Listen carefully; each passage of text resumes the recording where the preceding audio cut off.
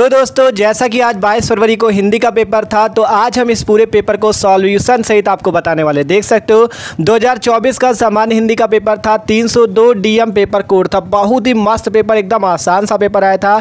देख सकते हो 3 घंटे 15 मिनट का टाइम, पूर्णांक 100 नंबर। ठीक है, प्रारंभ के 15 मिनट परीक्षार्थियों को प्रश्न पत्र पढ़ने के लिए निर्धारित थे। तो पूरा पेपर सॉल्व करेंगे। तो यार जो लोग पेपर दे के आए पूरा आप लोग मिला लेना। और यार अगर चैनल पे नए हो तो भाई चैनल को सब्सक्राइब और वीडियो को लाइक जरूर कर लेना। ठीक है, तो खंड का देख लो। इसका पहले का नंबर प्रश्न कह रहा है, आचार्य रामचंद्र शुक्ल ने हिंदी साहित्य का प्रथम मौलिक उपन्यास निम्न में से किसे माना। पहला ऑप्शन परीक्षा गुरु आपका भाग्यवती को, चंद्रकांता संतति को, अनामदास का पोथा को। तो परीक्षा गुरु जो है इसे आचार्य रामचंद्र शुक्ल ने क्या माना है, प्रथम मौलिक उपन्यास माना है। फिर कहा गया नाटक नहीं है, कौन सी रचना नाटक नहीं। राजमुकुट, गरुड़ ध्वज, अपना अपना भाग्य, आन का मान। तो आपको बताना है कौन सी रचना ऐसी है जो कि आपका नाटक नहीं है। ठीक है, तो 4 ऑप्शन थे आपके पास नाटक नहीं है कि राजमुकुट, गरुड़ ध्वज, अपना अपना भाग्य, आन का मान। तो अपना अपना भाग्य जो है ये कहानी विधा की रचना है, नाटक नहीं है। और ये तीनों रचनाएं नाटक थी। तो ऑप्शन ये तीसरा नंबर आपका सही था। अगला क्वेश्चन है, स्वामी दयानंद सरस्वती की कौन सी रचना है। ठीक है, स्वामी दयानंद सरस्वती की रचना कौन सी है। तो वो जो है वो है सत्यार्थ प्रकाश। ये तीसरा ऑप्शन इसका सही था। फिर है महके आंगन चहके द्वार की रचनाकार कौन है। तो ये है कन्हैया लाल मिश्र प्रभाकर जी। ठीक है, फिर है प्रोफेसर जी सुंदर रेड्डी द्वारा लिखित निबंध कौन सा है। ठीक है, प्रोफेसर जी सुंदर रेड्डी द्वारा लिखित निबंध कौन सा है, भाषा और आधुनिकता। तो ये 5 प्रश्न गद्य साहित्य के थे जिससे आपको 5 नंबर मिलने थे। ठीक है, आप चलते पद्य साहित्य के कौन से प्रश्न आए थे। तो देखो यार, आप पद्य साहित्य का दूसरे का नंबर प्रश्न भारतेंदु युग से संबंधित नहीं। बताओ कौन से भारतेंदु युग से संबंधित नहीं है, कौन से लेखक हैं।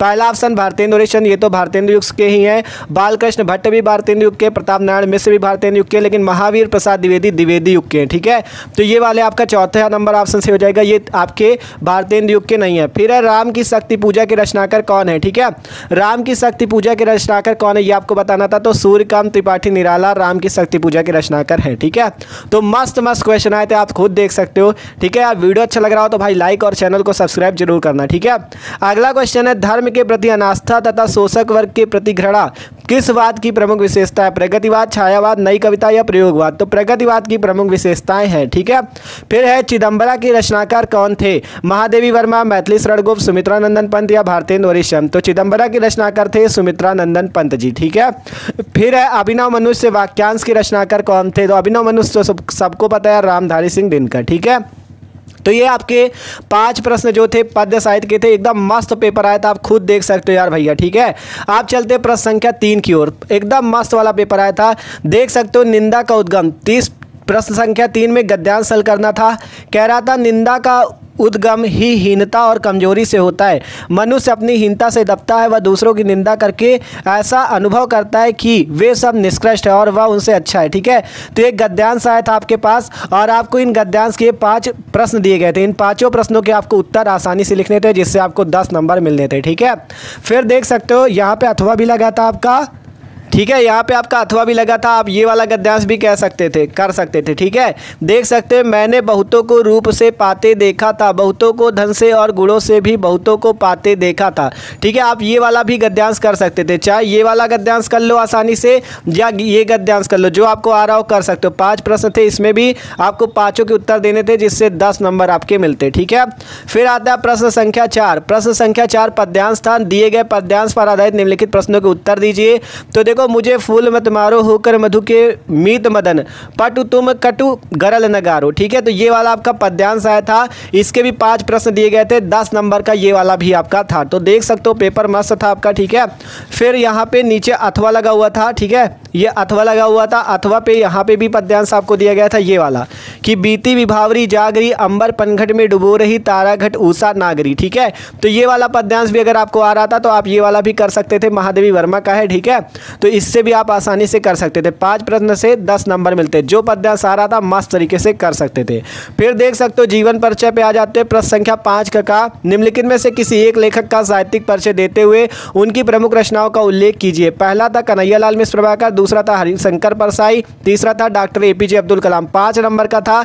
इन तीनों में से जो भी आपको आ रहा था आसानी से कर सकते थे, हमने कराए भी थे तीनों। ठीक है, फिर आता है खा नंबर की आपको निम्नलिखित में से किसी एक एक कवि का साहित्यिक परिचय देते हुए उनकी कृतियों का उल्लेख करना था। जयशंकर प्रसाद, सुमित्रानंदन पंत, सच्चिदानंद, हीरानंद, वात्स्यायन अज्ञे। तो इन तीनों में से किसी एक कवि का आपको जीवन परिचय लिखना था। ठीक है, फिर आपका प्रश्न संख्या 6 था, जिसमें आपको क्या पूछा गया था, बहादुर अथवा लाठी कहानी के उद्देश्य को अपने शब्दों में लिखिए जिससे 5 नंबर आपको मिलते। अथवा पे था, ध्रुव यात्रा कहानी की कथा वस्तु संक्षेप में अपने शब्दों में लिखिए। ठीक है, 80 शब्द की शब्द सीमा थी, 5 नंबर का ये वाला भी था। ठीक है, तो आसानी से आप कर सकते थे। फिर इसके बाद प्रश्न संख्या 7 आ जाता था आपका कि स्वपठित खंडकाव्य के आधार पर किसी एक खंड के प्रश्न का उत्तर दे। मतलब जो खंडकाव्य आपके कॉलेज में पढ़ाया गया हो, चाहे मुक्ति यज्ञ हो, सत्य की जीत हो, रश्मिरथी हो, आलोक व्रत हो, त्यागपति हो या श्रवण कुमार हो, जो आपके स्कूल में पढ़ाया गया हो आसानी से आप कर सकते थे। 5 नंबर का ये भी पूछा गया था। ठीक है, फिर इसके बाद आपका खंड खा शुरू हो जाता है, संस्कृत। देख सकते हो 8 का नंबर प्रश्न, मैत्रेयी उवाच यदीयम सर्वा पृथ्वी वित्तेन पूर्णा स्यात् तत् किम तेना मृता। ठीक है, ये वाला आपका एक संस्कृत गद्यांश था। एक ही है संस्कृत साहित्य से आदि कवि वाल्मीकि, महर्षि व्यासा, कवि कुलगुरु कालिदासा, अन्य च भास भारवी भवभूत्यादयो महा कव्या स्वकीय ग्रंथ रत्ने अथापि पाठकानाम हृदय विराजन्ते। ठीक है, तो ये 2 गद्यांश थे। इन दोनों में से एक गद्यांश का आपको संदर्भ सहित अनुवाद करना था। 7 नंबर आपको इससे भी मिल जाते। तो देख सकते हो कैसा पेपर आया था आपका। ठीक है, फिर आप चलते अगले नंबर प्रश्न की ओर। इसमें आपको संस्कृत के श्लोक दिए गए थे। ठीक है, खा नंबर पे देख सकते हो, दिए गए श्लोकों में से किसी एक का संदर्भ अनुवाद कीजिए। विद्या विवादाय धनम मदाय शक्ति परेशान परिपीडनाय। तो ये वाला भी आपका एकदम वायरल श्लोक था जो कि इंपॉर्टेंट था। 7 नंबर का देख सकते हो था। और दूसरा था जयंती ते महाभागा जनसेवा परायणा जरा मृत्यु भयम नास्ति येषाम कीर्ति तनोकृचित। तो दोनों में जो श्लोक आपको आ रहे थे आसानी से कर सकते थे, उसका संदर्भ सहित अनुवाद 7 नंबर का था। फिर 9वें प्रश्न पे था, निम्नलिखित मुहावरों और लोकोक्तियों में से किसी एक का अर्थ लिखकर वाक्य प्रयोग कीजिए। पहला, टेढ़ी खीर खोना, बालू से तिल निकालना, घी का लड्डू टेढ़ा भला, समरथ को नहीं दोष गोसाई। तो इन चारों में से किसी एक का अर्थ लिखकर वाक्य प्रयोग करना था। 2 नंबर का था। ठीक है, फिर यहाँ पे प्रश्न संख्या 10 में अपठित गद्यांश पूछा गया था। 5 नंबर पे वैज्ञानिकों का मानना है कि पृथ्वी पर सर्वप्रथम अस्तित्व में आने वाले, ये मतलब आपका एक गद्यांश था। इसी के आपके नीचे 3 प्रश्न दिए गए थे 5 नंबर पे। ठीक है, इन्हीं प्रश्नों के उत्तर आपको इसी से ढूंढने थे और उत्तर लिखना था। 5 नंबर आपको मिलते, चाहे ऊपर वाला कर सकते हो या नीचे देख सकते हो अथवा था, ये वाला भी आप कर सकते थे। जो आपको आया होगा मस्त तरीके से कर लिया होगा। ठीक है, पेपर मस्त था, खुद देख सकते हो। फिर देखो प्रश्न संख्या 11 का नंबर कह रहा है, निम्नलिखित शब्द युग्मों का सही अर्थ चयन करके लिखिए। आग और आग, जो इसका सही अर्थ हो आप लिख सकते थे आसानी से। दूसरा था पयोद और पयोधी, इसका भी आपको अर्थ लिखना था। ठीक है, फिर आपका खा नंबर प्रश्न था। देखो इसमें आपको मतलब शब्द युग्मों का जो सही अर्थ हो वो लिखना था।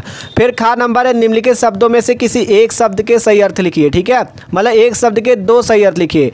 कर्ण, सारंग, श्रुति, इनमें से किसी एक शब्द के आपको 2 अर्थ लिखने थे जिससे 2 नंबर आपको मिलते। ठीक है, फिर गा नंबर था, निम्नलिखित वाक्यांशों के लिए सही शब्द चयन करके लिखिए। किसी बात का गूढ़ रहस्य जानने वाला, इसको क्या कहते हैं, ये 4 ऑप्शनों में आपको बताना था। ठीक है, 1 नंबर का था।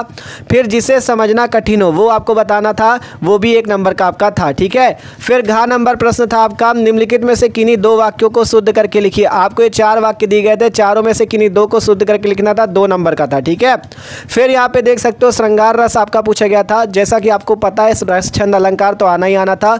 12 के का नंबर प्रश्न में था, वियोग या विप्रलंब श्रृंगार रस अथवा करुण रस का स्थायी भाव के साथ उदाहरण अथवा परिभाषा दीजिए। खा नंबर था, श्लेष अलंकार अथवा संदेह अलंकार का उदाहरण सहित आपको देना था।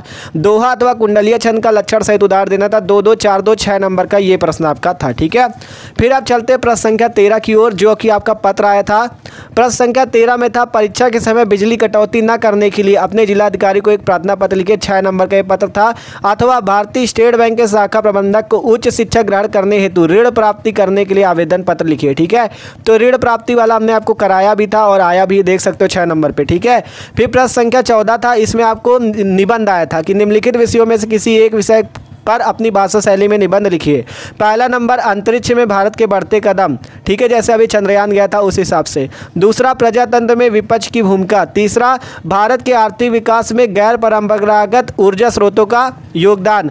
हमारी सामाजिक प्रमुख समस्या और उनका समाधान। तो 9 नंबर पे निबंध आए थे, चारों में से एक निबंध आपको करना था। ठीक है, तो देख सकते हो भैया ये आपका पूरा पेपर था जो आज 22 फरवरी को 2024 का 302 डीएम कोड का पेपर हुआ है। ठीक है, तो मस्त आपका पेपर आया था, आपने अच्छा किया भी होगा। तो यार वीडियो अच्छा लगा हो तो लाइक कर देना और चैनल पे न हो तो सब्सक्राइब जरूर कर देना और पेपर जिसका अच्छा हुआ कमेंट करके बताना जरूर।